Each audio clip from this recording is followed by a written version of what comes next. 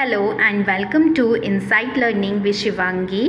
आई hope आप सभी अच्छे होंगे, अपने घर पे सुरक्षित होंगे और अपने एग्ज़ाम्स की तैयारी कर रहे होंगे। तो चलो लेट्स स्टार्ट। आप जैसे कि टॉपिक देख सकते हैं, terms used in English pedagogy. आपने अगर सीटेट एग्ज़ाम दिया है इससे पहले या कोई भी टेट एग्ज़ाम दिया है तो आज जो मैं आपको पढ़ाने जा रही हूँ वो आपने कॉमनली देखे होंगे, वो वर्ड्स जो आते हैं इंग्लिश पेडागॉजी में, और हम उनको कभी कभी हमारे साथ ऐसा होता है कि हम बहुत ज़्यादा कंफ्यूज हो जाते हैं दो वर्ड्स के बीच में कि actually what is the right answer of a certain word. So मैं आज आपका वही कन्फ्यूजन दूर करूँगी और जो वर्ड्स यूज़ होते हैं कॉमनली इंग्लिश पेडागॉजी में उनका मैं आपको एक्सप्लेनेशंस बताऊँगी। तो चलो स्टार्ट करते हैं। चलो तो सबसे पहला जो वर्ड है वो है हाइपरबोले। आपने इंग्लिश में पोएम्स पढ़ी होंगी और इंग्लिश के जो आपके ड्रामा और अलग अलग चीज़ों में एक आपका पार्ट ऑफ स्पीच यूज़ किया जाता है जिसको हम बोलते हैं हाइपरबोले। हाइपरबोले का मतलब होता है कि किसी भी बात को बड़ा चढ़ा कर बोलना, है ना, किसी भी बात को ओवर एग्जैजरेट कर देना, है ना, तो वो कहलाता है हाइपरबोले। जैसे एग्जाम्पल देखो, I caught a fish as big as my house. मतलब ये कभी पॉसिबल नहीं हो सकता कि मैंने एक फ़िश पकड़ी जो कि कितनी बड़ी थी, मेरे घर से के जितना बड़ा मेरा घर है उतनी बड़ी एक फ़िश थी। तो क्या ये पॉसिबल हो सकता है ना। मतलब हाँ, फ़िश तो बहुत बड़ी बड़ी भी होती है लेकिन आप उतनी बड़ी फ़िश पकड़ नहीं सकते ना। सो आपने क्या कर दिया, ओवर एग्जैजरेट कर दिया किसी भी बात को। जैसे एक बहुत ही कॉमन एग्जाम्पल हिंदी में यूज़ किया जाता है कि जब हनुमान जी की पूँछ में आग लगा रहे थे वो राक्षस, तो उनकी पूँछ में आग भी नहीं लगी थी और पूरी लंका जलकर खाक हो गई थी। तो इन्होंने क्या किया, उस बात को बहुत ही ज़्यादा बड़ा चढ़ा के बता दिया, मतलब हाइपरबोले पार्ट ऑफ स्पीच का यूज़ किया है। ठीक है, फिर उसके बाद दूसरा वर्ड है हमारा यूफोनी। यूफोनी का मतलब होता है स्वीट एंड प्लेजेंट साउंड्स, है ना। कोई भी चीज़ मतलब बहुत ही स्वीट है, जैसे कोयल की आवाज़ हुई या फिर आप जो आपकी ट्यून्स होती हैं, है ना, वायलिन की, वीणा की, इन सब की जो आपकी ट्यून्स होती है ना, मतलब एकदम बहुत ही प्योर और एकदम बिल्कुल मेलोडियस जो साउंड्स होती हैं उनको हम कौन सी साउंड्स बोलते हैं, यूफोनी साउंड बोलते हैं ना। Sounding combination to produce ease of articulation flowing of senses, है ना। मतलब देखो ऐसा होता है ना, हम किसी अच्छी बहुत ही अच्छे साउंड को सुनते हैं तो हम बहुत खो जाते हैं, तो दैट इज़ यूफोनी। फिर उसके बाद आता है यूफोनी का ऑपोजिट कैकोफोनी। कैकोफोनी का मतलब होता है बहुत ही कर्कश आवाज़, मतलब कि बहुत ही हार्श, ऑकवर्ड, अनप्लेजेंट साउंड्स जो होते हैं वो आपके काय के होते हैं, कैकोफोनी कहलाते हैं। जैसे कौवे का बोलना, कुत्ते का लगातार भौंकना, है ना, सायरन की आवाज़, है ना, फायर अलार्म की आवाज़, तो ये कैसी होती है, आपको बहुत ज़्यादा हर्ट करती हैं। आप जब सुनते हैं तो यू डोंट फील गुड, तो that sounds are known as cacophony, है ना। हम उन साउंड्स को क्या बोलते हैं, कैकोफोनी बोलते हैं, और जो प्लेजेंट साउंड्स होते हैं उनको क्या बोलते हैं, यूफोनी बोलते हैं। ठीक है, आई होप आपको अब ये क्लियर हो गया होगा कि कैकोफोनी और यूफोनी के बीच में क्या अंतर है। अब ये जो तीसरा वर्ड है जिसको हम क्या बोल रहे हैं, डिक्शन। अब देखो, डिक्शन आपने बहुत सुना होगा, है ना, आपकी इंग्लिश क्लास में। The way writer chooses to write and how it convey their point of view, है ना। मतलब राइटर ने किस कॉन्टेक्स्ट में, है ना, किस चीज़ को लिखा है और वो किस तरीके से कन्वे कर रहा है रीडर को या फिर जो सुन रहा है लिसनर उसको, है ना। Convey their point of view to the reader, है ना। अगर कोई भी राइटर कुछ लिखता है, अपनी ऑटोबायोग्राफी लिखता है, किसी और की बायोग्राफी लिखता है या किसी और चीज़ के बारे में लिखता है, तो वो अपना जो व्यू है, अपने जो आइडियाज़ है वो किस तरीके से प्रेजेंट कर रहा है रीडर के सामने, वो क्या कहलाते हैं, आपके डिक्शन कहलाता है। ठीक है, फिर उसके बाद आता है डायलेक्ट। अब देखो जो डायलेक्ट है ना वो डायरेक्टली आपकी लैंग्वेज से रिलेटेड है। अगर हम देखें तो लैंग्वेज एक ब्रॉड टर्म है ना, एक ब्रॉड टर्म कहलाता है लैंग्वेज। और जो डायलेक्ट है ना, डायलेक्ट को हम हिंदी में बोलते हैं बोली, है ना। देखो अगर आप देखेंगे, अगर थोड़ी थोड़ी दूर में, जैसे कि अगर राजस्थान का एग्जाम्पल लिया जाए, कुछ लोग वहाँ पे राजस्थानी बोलते हैं, कुछ मारवाड़ी बोलते हैं, और राजस्थान में बहुत सारी लैंग्वेजेस बोली जाती हैं उसी रीजन में, है ना। तो क्या है, सबकी बोलियाँ अलग अलग हैं, लेकिन लैंग्वेज उनकी क्या है, लैंग्वेज एक बहुत ही ब्रॉड टर्म है जो बहुत बड़ी पॉपुलेशन यूज़ करती है, that is known as language. लेकिन बोली क्या होती है, एक कुछ पर्टिकुलर ग्रुप ऑफ पीपल के द्वारा बोलने जाने वाली भाषा को हम क्या बोलते हैं, बोली बोलते हैं। और इंग्लिश में उसको क्या बोला जाता है, डायलेक्ट बोला जाता है। It is a form of language peculiar to specific region, मतलब एक पर्टिकुलर रीजन में the form of language they used in their common या फिर in their normal conversation, that is known as dialect. Okay, then उसके बाद आ जाता है most important and most confusing words आने वाले हैं अब, जिनमें सबसे पहला है आपका होमोफोन। ठीक है, होमोफोन, होमो मतलब क्या होता है, सेम, है ना।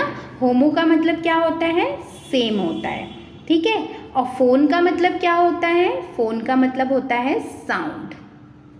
तो क्या समझ में आया कि वो वर्ड्स जिनके क्या अलग होती है, जिनकी स्पेलिंग अलग होती है, जिनका मीनिंग भी अलग होती है, लेकिन जिनका जो साउंड है वो क्या होता है, सेम होता है। जब हम इनको प्रोनाउंस करेंगे तो इनका साउंड कैसा निकलेगा, सेम निकलेगा। जैसे फॉर एग्जाम्पल आपने देखो bye, bye, B U buy, by मतलब क्या होता है, किसी चीज़ को खरीदना। बी बाय, बाय का मतलब क्या होता है, गुड बाय कहना, से गुड बाय, है ना। जब आप कहीं जाते हो तो आप बाय कहते हो।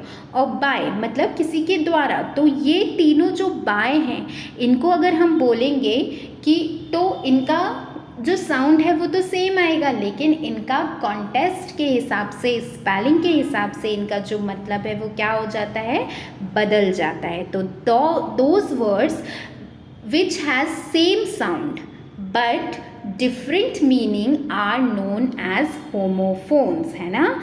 क्या है वो वर्ड्स जिनका साउंड क्या होता है, सेम होता है, लेकिन मीनिंग भी डिफरेंट होता है और स्पेलिंग भी डिफरेंट होती है, उनको हम कौन से वर्ड्स बोलते हैं, होमोफोन्स बोलते हैं। ओके, तो चलो नेक्स्ट पे चलें। आपको अब समझ में आ गया ना कि होमोफोन क्या होता है, कि वे शब्द जिनका प्रोनंसिएशन तो सेम है बट जिनका क्या अलग है, सिर्फ जिनकी मीनिंग और जिनका स्पेलिंग क्या है, अलग है। ओके, चलो अब आ जाता है सीमेंटिक।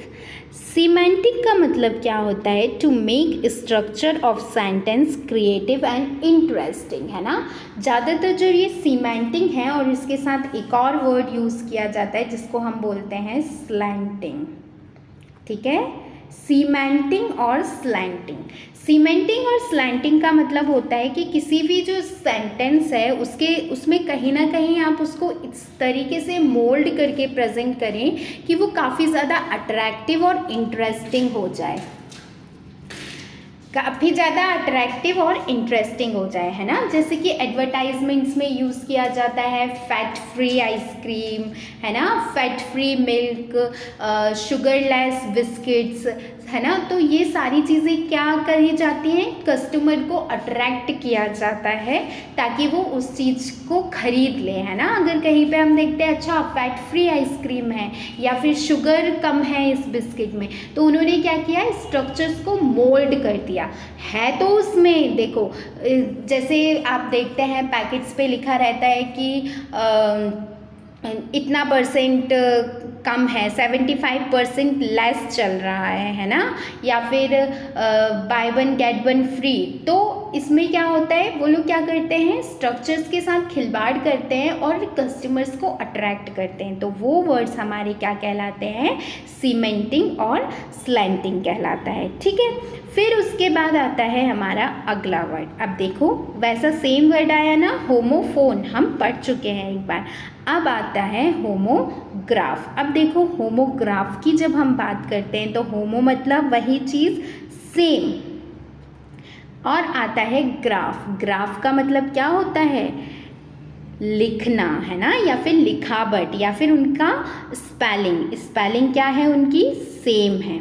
अब देखो उनकी स्पेलिंग क्या है? सेम है, लेकिन उनका जो मतलब है वो क्या हो जाएगा? अलग हो जाएगा। ठीक है, जैसे बैट, एक बैट हमें पता है चमगादड़। आजकल कोरोना वायरस चल रहा है तो सब लोग बहुत चमगादड़ के बारे में बात कर रहे हैं, बैट, है ना। उसके बाद दूसरा बैट जो हम खेलते हैं, जो क्रिकेट में यूज़ किया जाता है, एक जो क्रिकेट खेलने के लिए एक इंस्ट्रूमेंट का यूज़ किया जाता है या एक एसेसरी का यूज़ किया जाता है, बल्ला, है ना, जिसको हम हिंदी में क्या कहते हैं? बल्ला कहते हैं। तो दोनों का स्पेलिंग भी सेम है, दोनों का साउंड भी सेम है, लेकिन इसका क्या अलग है? मीनिंग अलग है। तो वो क्या कहलाएंगे? आपके होमोग्राफ कहलाएंगे। होमोग्राफ का मतलब क्या होता है? Same spelling, same sound, but they have different meanings.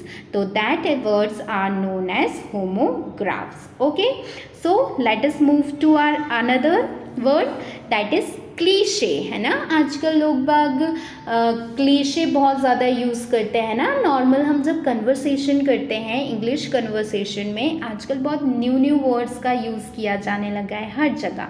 तो ये जो क्लीशे वर्ड है इसको भी बहुत यूज़ करते हैं। क्लीशे का मतलब क्या होता है? आइडिया और phrase which has been used so much that it no longer interesting and meaningful. किसी भी वर्ड को इतनी बार इस्तेमाल कर देना कि उसका जो सेंस है या फिर जो उसका मीनिंग है वो क्या हो जाता है? हमारी नज़रों में कम हो जाता है। जैसे सॉरी, आजकल का सबसे कॉमन वर्ड है सॉरी। कुछ हुआ नहीं कि सॉरी बोल दिया, कुछ हुआ नहीं कि आपने बात में सॉरी, लेकिन उसका जो एक्चुअल सेंस ऑफ सॉरी है वो क्या हो गया है? लोगों के अंदर से ख़त्म हो गया है ना।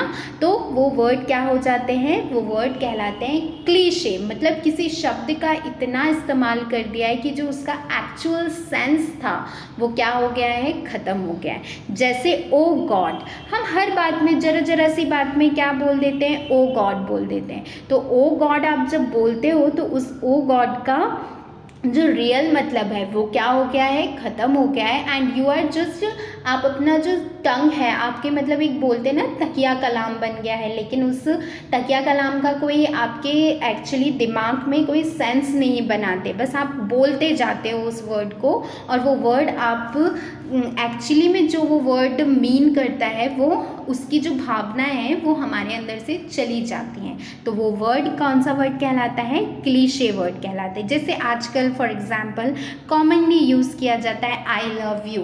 इधर उधर गए, इधर उधर से आई लव यू बोले। आई लव यू का जो रियल सेंस है वो क्या हो गया है? हट गया है। लोग इसको फैशन में या फिर एक शो ऑफ की तरह यूज़ करने लगे हैं। Okay, so thank you so much, and do like, share and subscribe to my YouTube channel and keep learning, and please आप अपने फ्रेंड्स के साथ, फैमिली के साथ शेयर कीजिए। ये वर्ड्स आपको काफ़ी ज़्यादा हेल्प करेंगे, आपके इंग्लिश कन्वर्सेशन को भी जो है उसको भी इंक्रीज़ करेंगे, आपकी वोकैबुलरी को इंक्रीज़ करेंगे, और अगर आप इन वर्ड्स को एग्ज़ाम में पाते हैं तो आप आसानी से इनका क्या कर पाएंगे? आंसर टिक कर पाएंगे। तो एक बार और मैं आपको पीछे से दिखा देती हूँ सारे वर्ड्स, एंड थैंक यू।